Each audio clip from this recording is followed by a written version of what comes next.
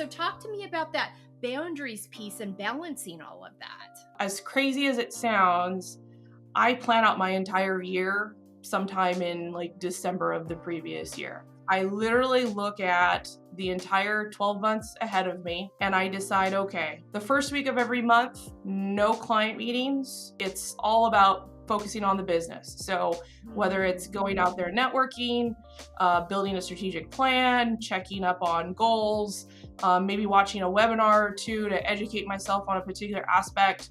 That's the first week of every month. And then usually the next 2 or 3 weeks of the month are client meetings. So that time is in service to clients and a lot of the service things that we do as a team here to ensure clients are taken care of is focused on that. So I'll just sort of block out my calendar on Outlook like I'm just like a maniac about it.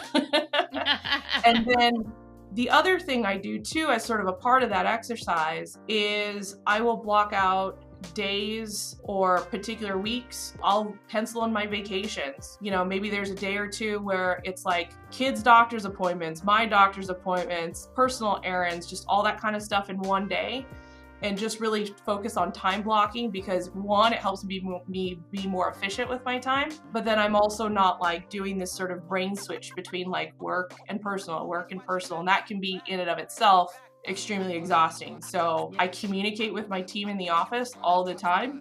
I tell them, hey, you know what? Next week's my son's birthday. Not going to be here. Time blocking, really people think of it as more of a work thing.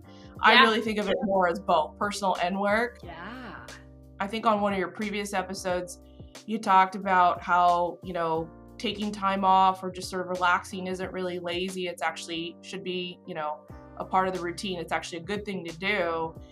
And I heard a really great quote from another person in my industry that said like planning for time off or resting or taking care of yourself should be a prerequisite for doing good work and not a reward. And that's really how I sort of look at that and how I plan for that and sort of put myself in a positive mindset so that I don't feel guilty about it. So